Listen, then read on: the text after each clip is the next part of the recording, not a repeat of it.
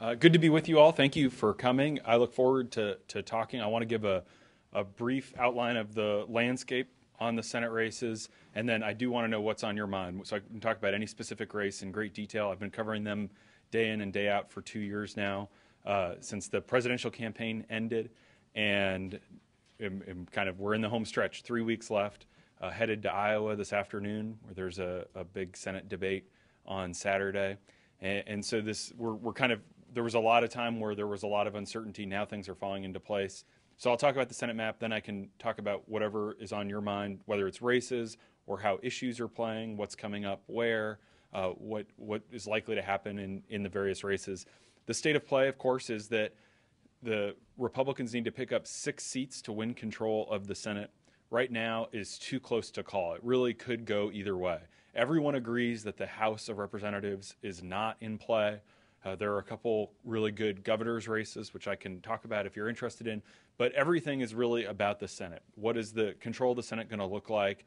And it will have a dramatic impact on President Obama's final 2 years in office. What will he be able to accomplish? And we can talk about what a Republican Senate would look like. One interesting dynamic that's important is Republicans could very well win the Senate this year and then lose it 2 years later in 2016. So we'll start talking about that in about a month. But the map this year is very bad for Democrats. So what happened is we elect our senators on 6-year cycles. So all the senators who are up for re-election right now were elected in 2008, which was a year, it was just 2 months after the global financial meltdown, and President George W. Bush was so unpopular or toxic, and the Democrats were able to make huge gains in 2008 because people wanted to get out of Iraq. They just obviously it was a great year for Democrats. Obama won big, and so Democrats were able to win in states where they should not normally win.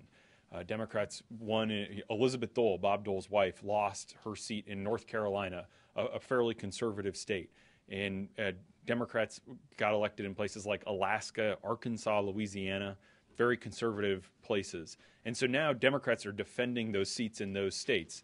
And so inherently we've known for years that they were going to have very tough races just by the nature of the places where they're defending seats. And so Republicans always needed to pick up 6. Most places they're on offense. They're on the attack. And there are 3 states where they're really on defense, where they're trying to defend current senators. So I'll go through the states that are most likely to flip. Republicans have benefited tremendously from retirements. So there are 3 states where Democratic senators are retiring, and Barack Obama lost that state in 2012. So in South Dakota, West Virginia, and Montana. And so those 3 states are basically off the map. In Montana, Max Baucus, the senator who had been there for a long time, is now our ambassador to China. And so he retired and took that seat. Democrats appointed someone to succeed him who they thought would be able to keep it competitive, but he plagiarized his thesis for his master's degree at the U.S. Army War College. He was the commander of the Montana National Guard. So he had to drop out of that race sort of in disgrace. And the young woman that they put up to try and fill his shoes just isn't raising any money and isn't competitive. So Montana is definitely a Republican pickup. Then in West Virginia, Jay Rockefeller from the Rockefeller oil fortune, he's been in the Senate for 3 decades, and he is retiring. West Virginia is a state that used to be very Democratic, but it's become very conservative, and it's really hard for Democrats to compete there. So a woman named Shelley Moore Capito will win that seat. And then in South Dakota, Tim Johnson, a senator, is retiring. He's a Democrat. And that race is actually interesting because if I had talked to you yesterday, I would have said it's off the map completely, but we just found out the Democrats are kind of making a last-minute play there. They're going to spend $1 million. I can talk about the dynamic there, but essentially I think ultimately Republicans get those 3 seats. So that's halfway to the majority that they need. So what are the next 3 seats? There are 4 Democratic incumbents who are running for re-election in states that Mitt Romney carried. And in 3 of those 4 states, Mitt Romney carried them by double digits. So they're conservative states. It's Louisiana with Mary Landrieu, Arkansas with Mark Pryor, North Carolina with Kay Hagan, and Alaska with Mark Begich. So those are 4 folks all elected in 2008, all very vulnerable now. It's surprisingly difficult in the United States to beat an incumbent Senate Democrat. So since 2002, only 3 Democratic senators have lost re-election. It's you have the bully pulpit, you have the ability to raise a lot of money, and Democrats tend to retire if they think they're going to lose rather than run for re-election, unlike Republicans. And so it's difficult to topple these sitting members of the Senate, but it's very possible. So right now, the polls show neck-and-neck races in all 4 of these states. Alaska, Mark Begich, the senator there, was able to win in 2008 because Ted Stevens, the senator who had represented the state, had been convicted of several public corruption felonies just weeks before the election. So he lost by less than 5,000 votes, even despite being convicted as a felon. Those convictions were later overturned, and he died in a tragic plane accident. But Mark Begich was only able to win because the Republican he was running against in this very conservative state had serious legal problems. So he is now up for re-election. The guy who's running against him is actually Dan Sullivan. He's the former Assistant Secretary of State. He was the Natural Resources Commissioner and was appointed the state's Attorney General by Sarah Palin. So he actually spent much of his career working here in Washington, and then Sarah Palin appointed him to come back to Alaska. And so he's actually getting a lot of criticism for not really having deep roots in the state, not really being a resident. So we have 2 polls in the last 24 hours from Alaska, and these are the first polls that we've had all year from nonpartisan groups where they're legitimate polls. We had a lot of Republican polls and Democratic polls that have shown very different results, and both the polls that we've now received, one from CNN and one from Fox News, show that the Republican is up kind of 3 or 4 points. So I'm happy to get those polls to any of you who are interested, but they should be pretty easy to track down online. So the Republican has a slight edge there. Then you look at Arkansas. Mark Pryor, the Democrat there, defeated a Republican in 2002 who had allegedly had an affair but had divorced his wife and married one of his staffers. So the Republican incumbent went down. Mark Pryor won that seat, has held that seat now, but Arkansas is where Bill Clinton obviously was governor before he became president. It used to be a conservative Democratic state, and Bill Clinton was actually in Arkansas for 3 days this week campaigning with the Democratic senator there, Mark Pryor. But the Republican is Tom Cotton. He is a freshman congressman, was elected to the House in 2012. He served in combat in the Army infantry in both Iraq and Afghanistan and is kind of running as a war hero, very young guy, won a bunch of different medals. And Pryor has kind of consistently voted for all the big ticket items whether it's the Affordable Care Act, known as Obamacare, or on and on and on. And so it's a conservative state. Obama lost by more than 20 points. Republicans are slightly favored to win that today. In Louisiana, we won't know the results on Election Day, almost certainly, because there's no primary election in Louisiana. And so what happens is everyone runs. It's called a jungle primary. And then if no one gets 50% on Election Day, the top 2 finishers square off 1 month later in a December 6th runoff. And so it's kind of interesting because there's a bunch of other people running, so we kind of know who the top 2 people will be in the runoff, but there's no Republican primary. So there's a bunch of Tea Party people running there. Sarah Palin is actually campaigning for one of basically the Tea Party independent types. And so that race is going to be decided in December. Mary Landrieu is at this point favored to lose. And then in North Carolina, the 4th red state, Kay Hagan, like I said, who beat Elizabeth Dole, she is probably better positioned than those other 3, but is still vulnerable. She's probably up 4% in that race, and she also has voted kind of consistently with the president and is getting hammered on that. Barack Obama's was already really unpopular in a lot of the states that are battlegrounds this year, but he's become more unpopular. There was a poll last week in Louisiana that showed Obama's approval rating among whites in Louisiana is 17%. So Obama is toxic in a lot of these states that will decide control of the Senate, and that makes it really hard. If you're a Democrat who's mostly voted with the president, it's difficult to distance yourself too much in an election year, and so it's a dynamic that's really interesting. The president is largely staying out of the states with competitive Senate races. I can talk more about that, but he's sticking with places that are more reliably blue or Democratic. So those are the 4 core states where Republicans are likely to get the majority, to get the next 3 seats that they need. Beyond that, the next key races to watch are in Iowa. The longtime senator there, Tom Harkin, is retiring. He's someone who ran for president, actually, against Bill Clinton in the 1992 Democratic primaries. He's been around for a while. And so he is retiring, and it's right now, I think, the truest toss-up race, the truest neck and neck, even, we don't know what's going to happen race at this point, is in Iowa. There's a Democrat who's been a congressman for a decade, and then there's a Republican, a state senator, a woman named Joni Ernst. You might have seen her ad. She ran an ad during the primaries about castrating hogs. Did anyone see that? That she ran this commercial where she talked about growing up on a hog farm and said, "I castrated hogs growing up. If you send me to Washington, I'll make them squeal." So she's kind of running this folksy campaign, trying to run against Washington, saying, running as someone who's going to come and really shake things up. And the Democrat has obviously been here, and so he's trying to distance himself from Washington and now from the president. So that dynamic is very interesting. But Iowa is a battleground in the presidential campaign. It also has obviously a very special place in our nominating process for our presidential candidates. Iowa has a special place in Obama lore because if Obama had not won the Iowa caucuses in 2008, he would not have been president on the path to the nomination. He carried the state both times in the general election, but it was very close in 2012, and it will be a competitive state again in the 2016 presidential campaign, which is why that race is particularly interesting and why I'm headed there this weekend. And then there's a bunch more races, but the key ones that are actually most likely to be Republican pickups in terms of thinking about how are they going to get and cobble together a majority.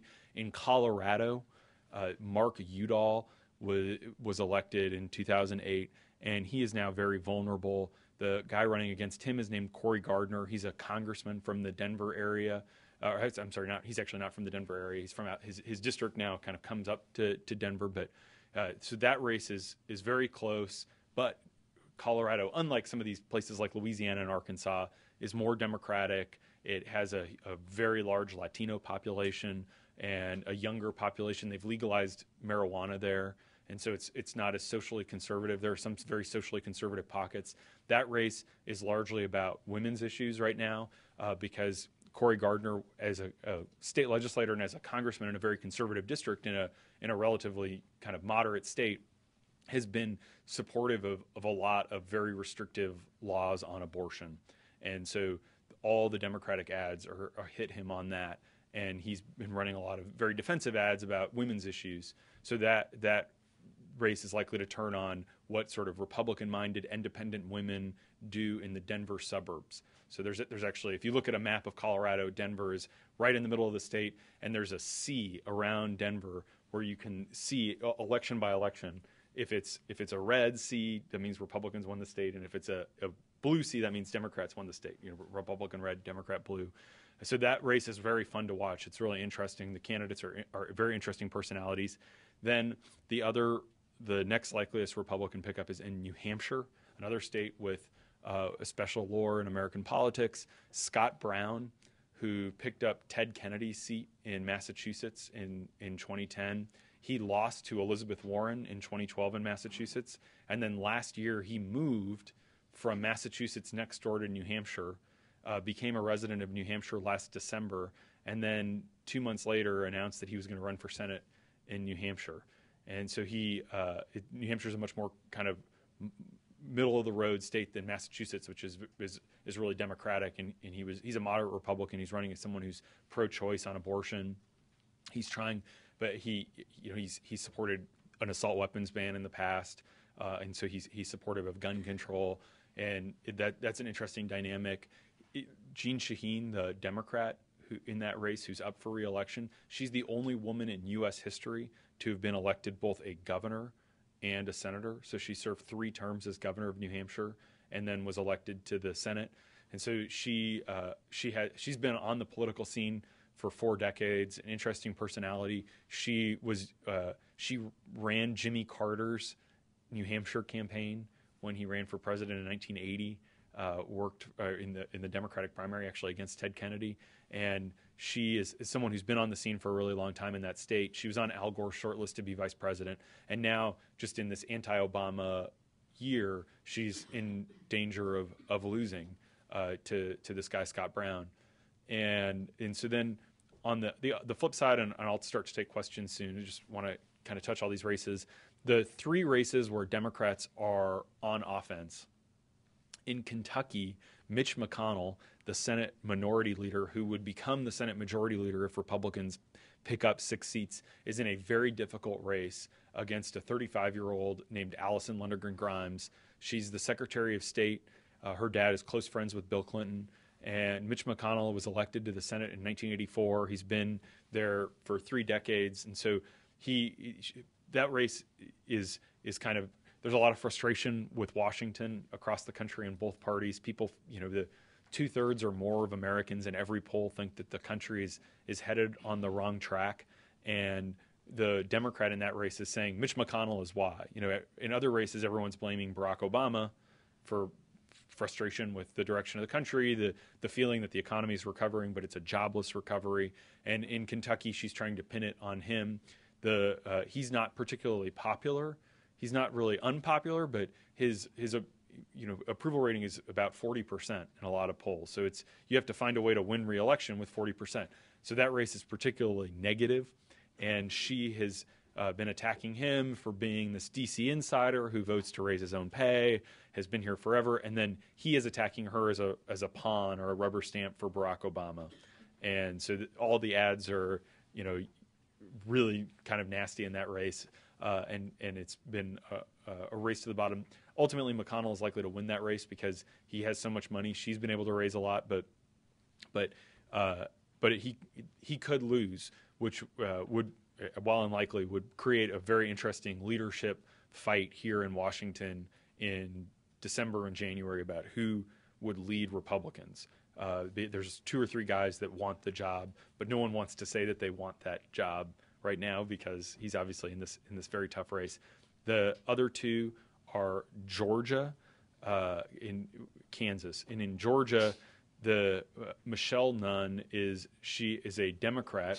She's running as a moderate. She's the daughter of Sam Nunn, who is a longtime U.S. senator. He was the chairman of the Senate Armed Services Committee and has done a lot on foreign policy. He is helping her a great deal. And so this woman, Michelle Nunn, she actually spent 2 decades running one of the biggest nonprofits focused on volunteerism in America. And she actually, for the last decade or so, has been running George H.W. Bush's nonprofit. It's called the Points of Light Foundation.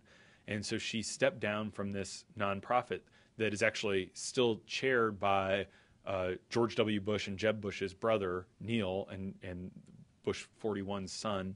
And now she's running as a Democrat. The Republican is a guy named David Perdue, and he is a CEO. He was the CEO of a bunch of different of our 500 biggest Fortune companies, and he is the Republican. But his first cousin was also the Republican governor of Georgia for nearly a decade until pretty recently. So there's 2 dynasties that are really competing there. It's an interesting race.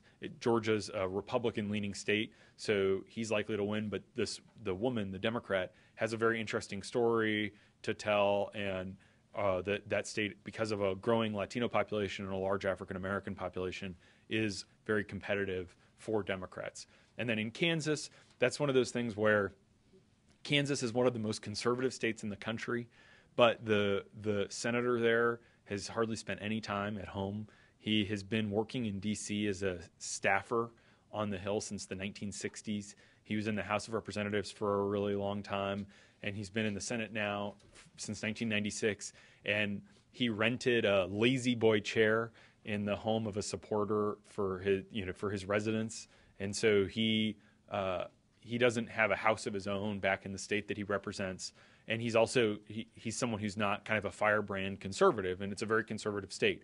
So he had a really tough primary challenge, and for a while it looked like he could go down and lose in the Republican primary. He ended up winning because he won with 48% because there were a bunch of people who were running against him, and the main guy who was running against him had posted X-rays on Facebook of his patients and all these kind of grotesque things on Facebook. So that's why he ended up losing. I think the Tea Party challenger, I think Pat Roberts could have lost in the primary.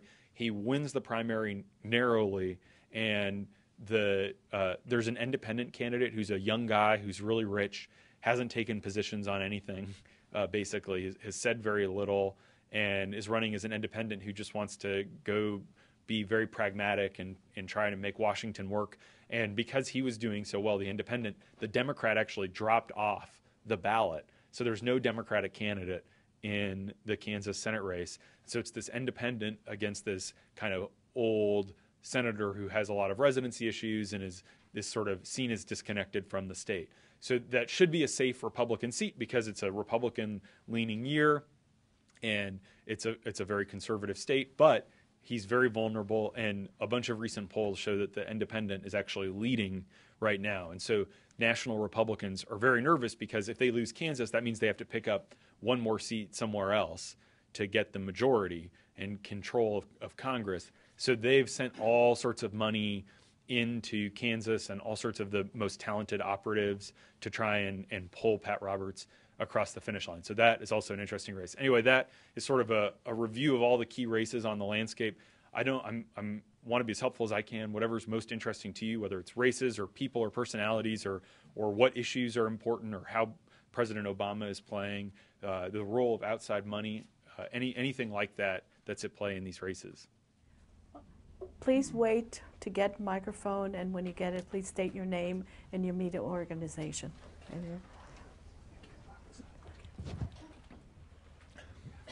Thank you. Win Xian from People's Daily. Hi, James. And we all know that the Supreme Court made the ruling that the McCarthy v. Federal Election Commission. What kind of impact of this ruling on the midterm election and on democracy of U.S. on the whole? Thank you. Thank you.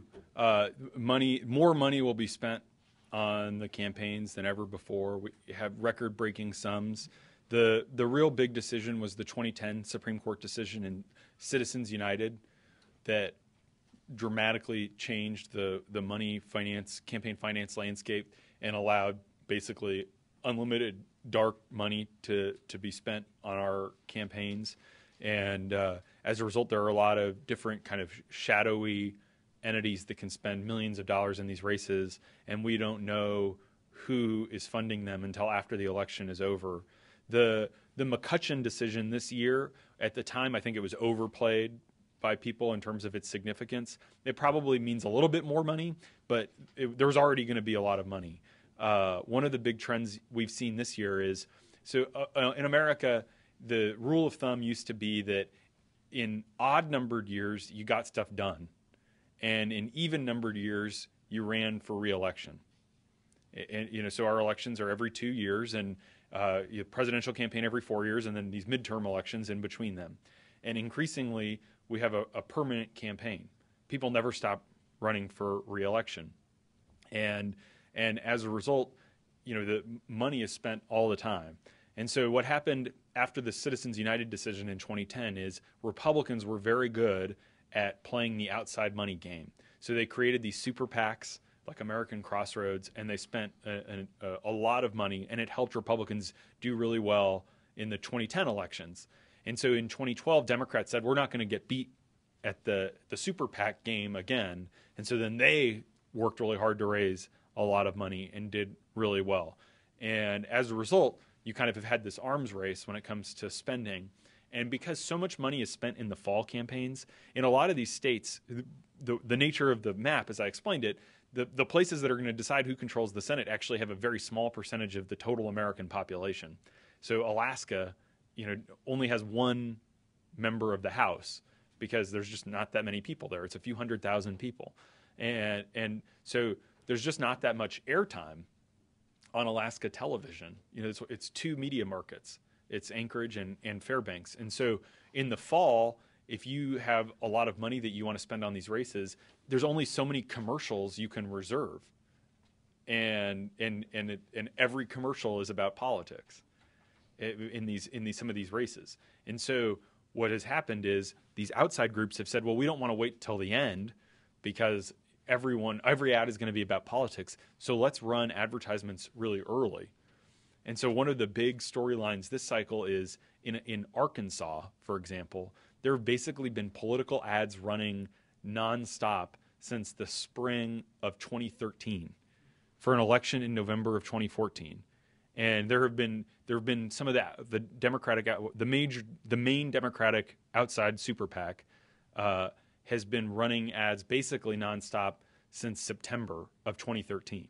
So they're going to have been on the air for 14 straight months. And I told you about that race. This is this guy, Mark Pryor. He's a Democrat. He's very vulnerable. Obama's really unpopular there. And so what they did was they said the Republican challenger against him is a guy who's in his early 40s. He's really young, and he's not very well known. He represents one House district that he just won 2 years ago. Let's go on the air before he can raise enough money to run his own ads and define him as this totally crazy, radically conservative guy who wants to get rid of Medicare and wants to do all these things. And so they just started hammering him. And as a result, while the president is really unpopular and while the Democrats unpopular, more people in Arkansas view the Republican unfavorably than view him favorably because of this ad onslaught. And then because the Democrats were spending money, Republicans said, well, we need to spend money too to prevent us from losing this race that's so important to controlling Congress. And so you've had this it's just amazing. The people of Arkansas have been subjected to political advertising for a year and a half before the election. And at this point, you know, it's hard to break through with new information. If you're at all paying any attention in Arkansas, you've just been hammered with these messages for over a year. So what are you really going to learn in the final 3 weeks of the campaign about either of those two candidates that you didn't know 6 months ago? But at the same time, if you're the candidate, you can't stop advertising, you can't let up. And so at this point, most of the ads on television are campaign commercials. And it's funny because in these races, because they're spending so much money, they're very sophisticated. They run different ads on different kinds of TV channels.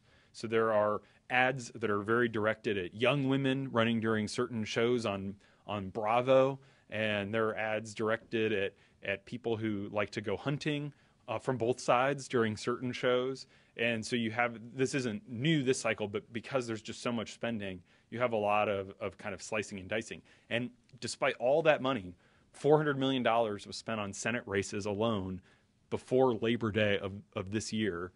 A lot of these races are still toss-ups, and they're basically tied. They're a jump ball at 3 or 4 weeks out. So it's kind of amazing because all this money is being spent really for 4 or 5% of the people in Arkansas, which is just one of 50 different American states. Can we go to New York, please? New York.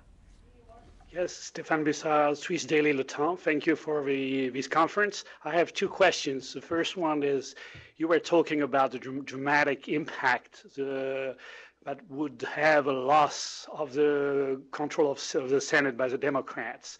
What would be the margin of maneuver that would be left to President Obama in this case? That's my first question. And the second is about the House, even though it's out of reach of the Democrats. How would you put down this phenomenon too, in the sense, is it gerrymandering? Is it also the way the Obama campaign actually focused on urban centers, leaving aside actually all the countryside?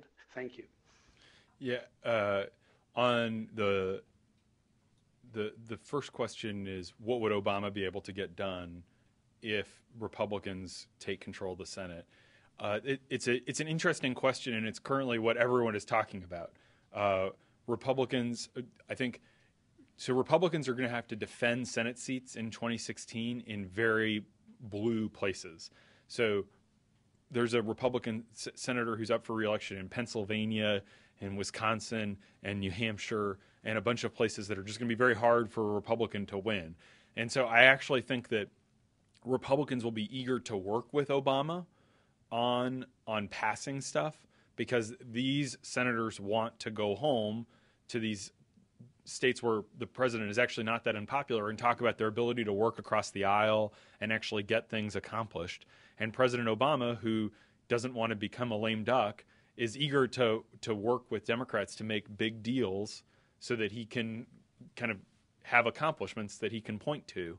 On the other hand, there's still kind of a civil war in some degree. It's a metaphor in the Republican Party, and it's not clear that even if the leaders of the Republican Party want to make big deals with Obama, that the rank and file would back them up. And so ultimately, John Boehner, who may only be around one more Congress, he may retire, and he also is thinking about his legacy. He may want to negotiate some grand bargain on the deficit or immigration or some big ticket items, but he may just not be able to get the votes from the more conservative members of his Republican conference. And so that's why I think it is sort of to be determined what actually will get accomplished. But in some ways, it's actually more possible that things will get done with Republicans. And at the same time, I do think the big story of the next 2 years, regardless of anything that actually does happen, is gridlock. Because no matter what happens next month, Republicans are only going to at most control 53 Senate seats. And in order to break filibusters, you have to have 60 Senate seats. So you can have the majority and you can set the agenda and you can decide what issues you're going to vote on, and kind of shape more of the agenda. But ultimately, Democrats can still block legislation. So I think on the campaign trail, Mitch McConnell is talking about, one of the first things he wants to do if he's majority leader is to pass a ban on abortion after 20 weeks. And I think that would never actually pass the Senate. One, the president would never sign it into law, but the Democrats will have enough votes to block that bill, even if he is able to have a simple majority. On the second question about why Republicans have a lock on the House, I think that it's a mix of the two things. Redistricting is certainly a piece of it, but Republicans have controlled redistricting before and still managed to lose the House in the 2006 midterm elections when they were really bad. The sixth year of any president's term sees his party lose seats. Going back to World War II, every election in the midterm election in a president's second term, with one exception, which was 1998 after Bill Clinton had been impeached and had some sympathy, you've seen that president's party lose seats. So even Ronald Reagan's Republicans lost control of the Senate in 1986 in kind of the equivalent time for Reagan. And Republicans lost control of the Senate in 2006 when George W. Bush was president. So the nature of history means that Democrats are going to be on defense inherently when you have a president. And so I do think that if the tables were turned and there was a Republican president right now and Republicans controlled the House, we would be talking about a more competitive House environment. So I don't think that it's kind of totally off the table. I do think Democrats could win the House at some point before 2020. It'll just be really hard.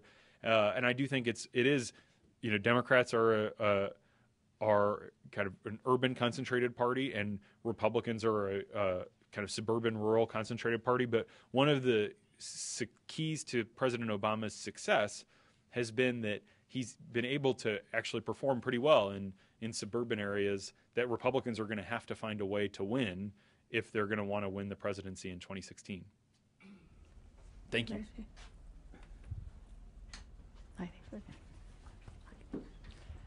Thank you, Kang with Hong Kong Phoenix TV. So in those states, what are some key issues that determine the race? Could you sum up on that? And also, you talked about some of the Democrats are trying to distance themselves from Obama. So, but to what degree they can distance themselves from Obama so they can still, gain support from the Democrats, the base, and also gain support from the, in the middle. So right. Could you elaborate on that? Two Thank very you. important questions that get at key themes of this election, which is, so the first on what is the issue matrix in 2014. This election is still not about any one thing in particular. The 2010 elections, I think, were about Obamacare and the health care law. The 2008 election was about change, whatever that means. The 2006 election was about Iraq. In 2014, the healthcare law is a factor, but it's not a defining factor. I think it's sort of baked into the cake. It's part of the wallpaper, to use a lot of cliches. That people, basically the healthcare law has the same popularity as it did 4 years ago, and it's not. People aren't gonna. That's not gonna drive people's vote. The economy, there's mixed signals. The top line economic numbers are pretty good, but a lot of the key states with Senate races, the economy is not so good. And so you can point to top-line gains and gross domestic product growth and the national unemployment rate, but a lot of people aren't feeling it. They're feeling squeezed. Their income, when adjusted for inflation, has actually gone down. And so the economy, I think, for some people is a factor, and it contributes to this feeling that the country's on the wrong track. But so there's not any one thing. And as a result, what Republicans hope happens is that voters see this as a chaos election, where the country is on the wrong track. 70% in the national polls say the country's headed on the wrong track. And as a result, the old line in America is just throw the bums out. Get rid of the people who are in office right now. Get rid of the people in power. Let's let someone new try. And let's have a check and balance on President Obama. And so, but it's not, not any one thing, but all the turmoil overseas, Ebola, on and on and on. Just everything contributes to this narrative that the world is spinning out of control and we need new people to have a new direction. So that's what Republicans hope. Democrats kind of are trying to, a lot of times, run these races on very local issues because how do you distance yourself from Obama? So sort of transitioning to your second question, a lot of the ads in Alaska are about a mining project. The Democratic ads. The Republican supports this controversial mining project, and the Democrat opposes it because it will hurt fishermen. And so there's all these ads about this mine that's a totally parochial issue, but that actually could be very important in this race. And Republicans are running ads that say this Democrat says, he's talking about the mine, but he votes with Obama 97% of the time, and you hate Obama, so vote against him. In North Carolina, all the advertisements have been about education. And because the Republican challenger against the senator is the Speaker of the State House. And so he kind of had to make some initial education spending cuts. It's debatable, actually, because he also increased education later, but class sizes are bigger as a result of some of these budgeting changes that they had to make to balance the budget. So the Democrat, who has been getting hammered for voting for the health care law and everything else, is running ads with all sorts of teachers and students and parents saying he wants to have bigger class sizes. That is an issue that the Senate has nothing to do with, but it clearly polls really well, and people are frustrated about bigger class sizes for their kids. And so Democrats are trying to make the election not about Barack Obama and about some of these more local issues or more kind of concerns that are individual to the state. One of the biggest dynamics, though, in terms of the challenge that Democrats have is you're having Republicans run these ads against you that say you vote with Obama 99% of the time or 97% of the time or 95% of the time, depending on the state. And you want to say, no, I'm independent. I do what I think is right for the state. But you're also very worried about turning off the liberals because if you really are that independent from the president, why should they show up and vote for you? And so one of the big things that happens with is African Americans. So the big concern about Democrats is drop-off voters, people who actually did vote for the first time in 2008, in 2012 for Obama. They registered, especially in a place like North Carolina, which was the president targeted both times. He won it in 2008. He lost it in 2012. And so now the Democratic senator there, and also in Louisiana, where nearly 40% of the population is African American. You want to kind of, like I said, in Louisiana, only 17% of whites approve of Obama. And so you can't get too close to Obama, but you also would love, for Obama to help you get African Americans who otherwise are unlikely to show up and vote to come out and vote. So that's the delicate balancing act. So sometimes you'll see Democrats send mailers so that it's not on TV where anyone could see it, but they'll send mailers to houses that they know are African American, you know, with pictures of the president and them together. And then they'll send mailers to white households or other households that say, I'm very independent and I don't take orders from anyone. So that is partly how they do it. But it's very hard. And sometimes Democrats get in trouble when you kind of, there's this guy in Colorado, I've been talking about Colorado, Mark Udall said, the White House is scared of me, that people, White House officials run away when I come up to them because they know I'm holding their feet to the fire. And everyone kind of laughed at that because he's a pretty reliable Democratic vote. He doesn't have a reputation as a maverick or anything. And so, you know, he kind of got made fun of for trying to sound more independent than he actually is. Oliver. Thank you. Hi, I'm Oliver Grimm for the Austrian newspaper Die Presse. Can you explain a bit to what extent the recent changes in voter ID laws and the legal challenges and parts of them having been overturned by courts will affect the races? Will it disenfranchise people who would have voted for the Democrats, or will it rather drive them, you know, to registering in the proper way to sort of make a statement? And then secondly, there's been a lot of talk about political control being wrested away from the traditional parties by these outside groups, the Americans for Prosperity and these things. To what extent do you see this in these races now, in the way the candidates were chosen and the campaigns are being run? Is this still being run by the Democrats and the Republicans, or is it becoming more sort of decentralized? Thank you. Yeah, absolutely. Thank you. Both important questions. I'll try it because I know there's a lot of questions. I'll try to move in kind of more quickly. But on voter ID, in 2012, it absolutely helped motivate and drive people to the polls. And the Democrats and President Obama very successfully used some of these restrictive voter ID laws that are aimed at kind of preventing Democrats from expanding the electorate to their advantage in Ohio and Pennsylvania. And courts in 2012 were actually ruling in Democrats' favor. Then there was a Supreme Court decision in 2013 that has sort of changed the dynamic there. This year, the court has by and large upheld Republican efforts to limit early voting, to limit the ability to register to vote on the same day as the election. And so they've successfully kind of been able to put a lot of these things into effect. At the margins, I think it does help Republicans. I don't think, I think that it's an important issue, and it does get to who we are as a democracy and enfranchisement, and do we want as many people voting as possible. Republicans have legitimate fears about voter fraud and people showing up multiple places and voting on the same day.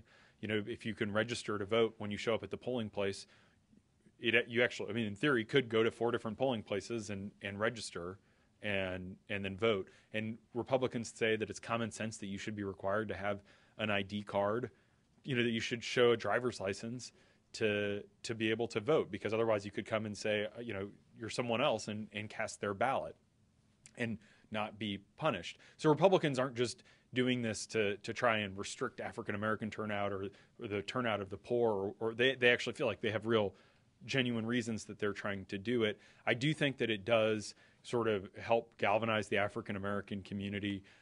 If in some of these races, like the Wisconsin governor's race, where a federal appeals court just upheld Wisconsin's voter ID law, which was passed by a Republican legislature, that looks like a really close race. If it's a 1% or a 2% race, I do think, you know, a voter ID law can actually have impact at the margins. It's not going to dramatically swing the elections one way or the other, but if you prevent 1,000 people in Milwaukee from voting, then you potentially, you know, you're helping the Republican get reelected. On the second question about party autonomy, one of the things that top Republicans and top Democrats tell me is it's harder than ever to recruit people to run for office, in part because if you run, because of all this outside money that we were talking about and all these super PACs, and by the way, the super PACs mostly run negative ads. They really don't run positive ads. They don't run ads talking about what a great guy you are. You at most, you're going to spend 75% of the time that you're running for office raising money, calling people and asking them for money, because you can only raise a maximum of a little around $2,000 from people per person. So you have to call a lot of people, whereas a super PAC can take one $10 million check. And so you're working really hard to raise all this money. It's how you spend the majority of your time as a candidate. That's kind of a little known secret about running for office. And then you, at most, are going to get 20% of the ads about your race on TV, 25%. So if you're Michelle Nunn running for Senate in Georgia, you can be an amazing fundraiser. And she's raising a lot of money, very impressive quarters. And she, $75 million will be spent in that race, and she'll spend about 18 million of it. That's an estimate. And so, and some of that is running your campaign and having campaign overhead. But as a result, you get very little of the say about your race and about you. So most of the ads are going to be saying that you're a terrible person and that you're giving money to Hamas, which is what one of the ads says. And, these awful kind of attack ads, and you don't really get to weigh it. You don't have control over the message. So that is immensely frustrating for campaigns and the committees too.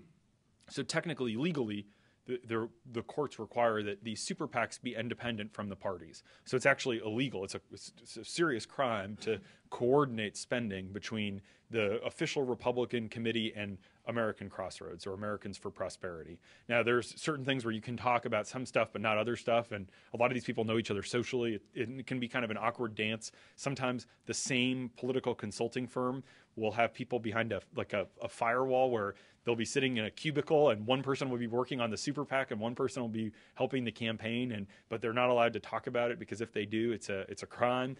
In some cases, you have a husband working for a super PAC and the wife working for the campaign.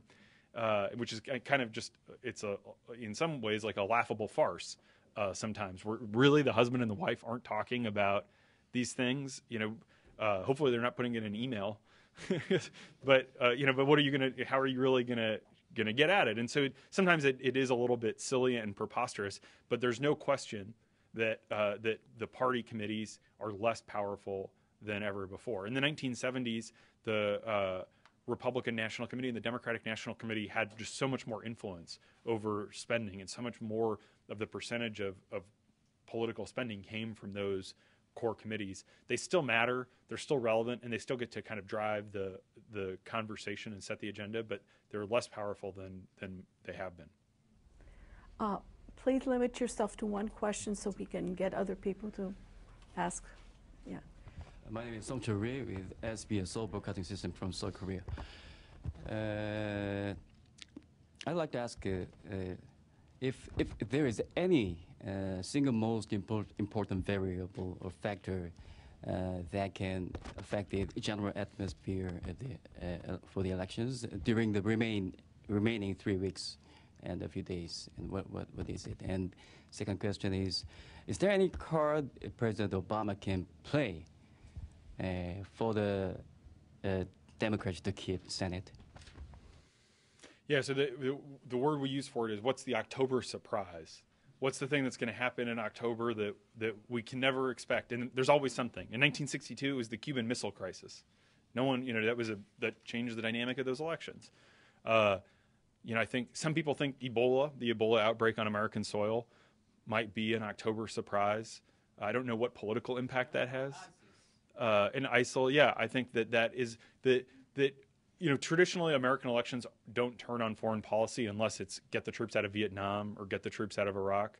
But I do think it's part of the broader narrative. Like I said, a chaos election where people feel like the world is out of control and the American president isn't keeping it in control, that it's a tinderbox and he's not putting out the fire. And so I think, what can Obama do to change that dynamic? I think he would love to know. I think he's very frustrated because basically all he can really do to help his party keep the Senate is raise money. He can raise a lot of money. He's a very good fundraiser. He's doing a lot of fundraising. But he can't fly to Arkansas and give a really good speech. And that's very frustrating to him because in the past I think he was able to, or even Iowa, a state he won twice. Michelle Obama is going to be in Iowa tomorrow, but he can't go. It's just it would be politically hurtful to the Democrat there. So he's not going to. He has advisors who tell him that. So I don't think that there's any one thing he can do to kind of to turn things around at this point. Right here. Hello, my name is Igor Dunaevsky from Russian newspaper.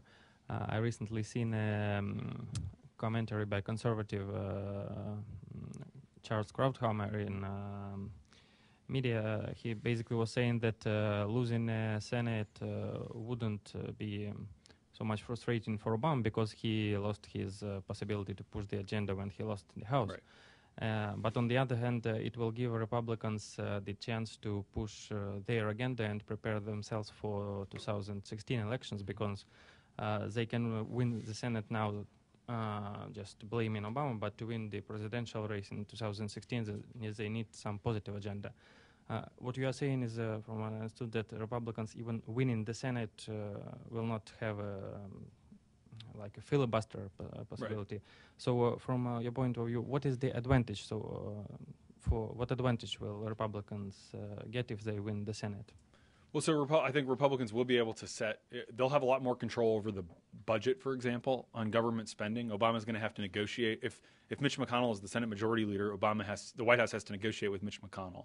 You have to get Republican votes for anything.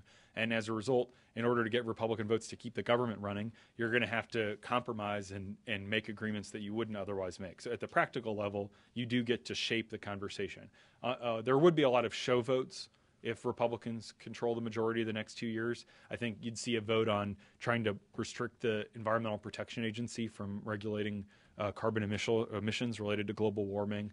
You would definitely have a lot of votes that Republicans knew weren't actually going to pass. But at the same time, Democrats are taking a lot of show votes this year on things that they know have no chance of passing because, as Charles Krauthammer noted in the column that you reference, Republicans are always going to block anything. So Democrats can pass equal pay legislation in the Senate knowing full well that they don't have to worry about making sure all the details are right in it because it's never actually going to become law, because it'll die in the Republican House. So you don't have to actually do the due diligence that you would if you were writing bills that were meant to become law.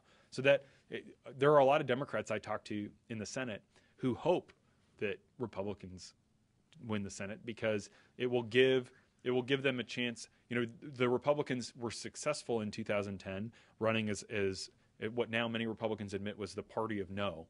No, we're against Obamacare. No, we're against cap and trade. No, we're against, whatever. And when you actually are in control, you can't be a party of no. You have to have an agenda. You have to have ideas. And in 2012, Mitt Romney, and I spent a big chunk of 2012 traveling around the country on Mitt Romney's plane, listening to him give the same speech over and over again. But I got to know his campaign and watched it very closely. And they mistakenly, strategically made the decision that the 2012 campaign should be a referendum on Barack Obama. Yes or no? Should Barack Obama get 4 more years as president? Because they believed that if it was about are you better off than you were 4 years ago, they would win. But the Obama people were smart enough to not play that game. And the Democratic super PACs and others in the president himself helped make that race a choice election. And then when Mitt Romney talked about the 47% and, it made a bunch of, made some mistakes and kind of going after his business career on TV, ultimately it was a choice election. Do you want Obama or do you want Romney to be president? And so Republicans have succeeded in the past by making it a yes or no referendum, and they're not going to be able to do that as much if they control the Senate. Because if Hillary Clinton is the Democratic nominee for president in 2016, she'll run against congressional Republicans. Because and Obama will be able to say, I want to do. I'm as frustrated as anybody that nothing's getting done, and I want to do this and this and this, but Congress is blocking me from doing it. And he'll be able to point at Congress as a monolith instead of saying House Republicans. So that's I think, it remains to be seen. I think both sides are kind of trying to game out what it's going to look like if Republicans do indeed win the Senate. Thank you. Thomas Pagini with Swiss Radio. A question on immigration. How much does the fact that President Obama decided not to use executive action before the midterm election. What kind of an impact does it have on the races? What do you This is a think? big deal. Thank you for bringing up immigration. That's a subject I've neglected, and it is one of the issues that I do think has hurt Democrats in a lot of these states because the map is being played out in the in these conservative states. Immigration is unpopular. Democrats who voted for immigration are getting hammered. For the comprehensive bill that passed the Senate last year, are getting hammered for it, and I do think it could really hurt if Jeanne Shaheen loses in New Hampshire. I think immigration and ISIL are a big part of it. They're a big part of that story. I don't think immigration is going to happen. Marco Rubio, who's going to run for president, the Florida senator, he was part of the negotiations and the group that passed the immigration bill. Now he's kind of walked away from it and realizes it's politically hurtful. And I think Marco Rubio is going to have a very hard time winning in Iowa, the caucuses. He could still win them, but because immigration is going to be an anchor on him, and he had hoped that it was going to be his big signature accomplishment to show that he could get things done. But immigration is definitely a net negative this cycle. On the other hand, Republicans lost the presidential campaign in 2012 because Mitt Romney, in part, only got 27% or so of Latino votes. And if Republicans are only getting a quarter of Latino votes in places like Colorado, they're going to continue to lose the presidency. And so after the 2012 campaign, Republicans said, the smart Republican strategists in Washington said, we are going to keep losing presidential elections. We're going to be a minority party in this country if we don't sing a new tune on immigration. So that was partly why Marco Rubio did. And in 2013, it looked like immigration reform could pass. And now, because of this border crisis and because of everything else, immigration reform is really unpopular. And so to win these races with a short-term mindset, Republicans are taking a very hard line on immigration. And I do think it could end up really hurting them in 2016 or 2020. And a lot of the Republican people who are kind of running for governor or senator right now are going to have a lot of explaining to do with the Hispanic populations in states that are going to become competitive, like Arizona or Georgia or Texas, maybe in a decade or so. And so there's the kind of that short-term, long-term difference. Right here, yeah. Go ahead. My name is Sanna Björling. I'm from the Swedish newspaper Dagens Nyheter. I wonder about what do you think the turnout will be? How many people will actually go and vote? I read somewhere that Republicans are more probable to vote, so that will actually, and how representative will that be of the actual population in the states? Right. So my home state of Minnesota, we have the highest turnout consistently in the country, which we're very proud of. But 70% of people vote. It's still, of people who are eligible. In some of these states, I think because there's so many attack ads, that actually will suppress the vote. So in a state like Kentucky, there are a lot of people who don't like Mitch McConnell, but they also don't like Barack Obama. And so they're going to see these ads that say, if you vote for the Democrat, you're voting for Barack Obama, and these other ads saying what a bad guy Mitch McConnell is. And so they're going to decide just not to show up. So I think a lot of these negative ads do depress turnout. I don't know what the percentage is going to be, but I do think, there's always a huge drop-off between the presidential campaign and the midterm elections. And it's absolutely true that the people who show up consistently to vote, including in midterm elections, tend to be whiter, they tend to be older, and they tend to be more conservative. And those are Republican demographics, and so it kind of favors the Republicans. Democrats are very nervous about that, and so they're making an unprecedented effort to invest in get-out-the-vote efforts, field efforts. The Democratic Senatorial Campaign Committee is spending $60 million on a project in these target states aimed at registering African Americans and young people, because a lot of these Senate races are playing out in places that were never competitive in the presidential election. And so Obama worked really hard to register folks to vote in Ohio, but Louisiana was never competitive in a presidential campaign. And so there wasn't the money that was spent on trying to register new voters and get new people excited and motivated. Democrats, because they're so worried about this turnout gap, are spending hugely to do that. In Alaska, they're spending millions of dollars to register literally Eskimos, Alaska natives, to register to vote, who have never voted before, and to get them to vote Democrat. And so will it work? I don't know. That's one of the big kind of questions of the final month is, Democrats talk a big game about how they're going to expand the electorate and get all these people to come out who have never come out before, and that's going to be kind of their secret to success. I think it probably helps a little bit in a close race, it could make the difference. But if you're going to lose by 10 points, maybe that makes it a 5-point race instead of a 10-point race. So it's kind of to be determined what the turnout will look like. One more question. Right there. Hi, Bill Marsden, Post Media News in Canada. Do you follow the governor races at all? I do. I follow them very closely, yeah. What do you think is going to happen with Carter in Georgia?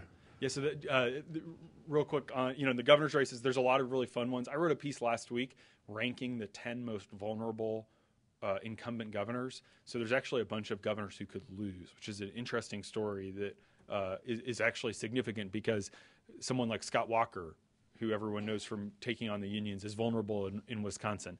And Nathan Deal was on that list. He's on my list, the governor of Georgia. He was a longtime congressman and young guy. He's in the state Senate, very kind of likable and dynamic. It's Jason Carter. Jason Carter, the Democrat, is Jimmy Carter's grandson. And that's what makes that race particularly interesting.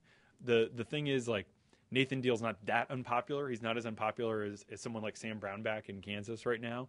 And the other challenge for Democrats is that while that state is starting to trend more Democratic, it still is a fairly conservative state in a fairly Republican year. So I think Carter does have a chance, but it's probably not going to happen. Although I actually watched the Georgia governor's debate the night before last, and it was a very good debate. They both argued really strongly, and then that Georgia race will go to a runoff if no one gets to 50%. So there's a libertarian in the candidate in the race who could get 5 or 6%, which could keep the winner from getting to 50%. And so then there would be a two-way runoff, and that would favor Republicans because, we talk about the midterm electorate favoring Republicans, but a January, kind of not long after Christmas runoff, it's going to be very hard for Jason Carter to turn out African Americans and a lot of people who don't typically vote, but kind of the stalwart Republican voters will show up. And so if it goes to a runoff, it's very hard to see how Carter could win that. Jimmy Carter campaign for it's a fascinating dynamic, and so he's actually, Jason Carter's kind of careful about it, and I can send you some good examples. I'm happy to flag them for you of where Jason Carter's had to distance himself from his grandfather when he wrote an article about the Middle East and foreign policy. And he's kind of had to say we're a little bit different, or oh, Grandpa, don't. But other times he's definitely invoked his grandfather and used his grandfather to try and help him, and it certainly helped him raise money and get an audience with people who might not otherwise pay a lot of attention. So that's a really fun race to watch. There's a lot of really fun races to watch, and I think there's a lot of fun personalities in these races. It was good taking all your questions. I'll be around and happy to take a couple more quick questions after. But yeah, it's a fun process.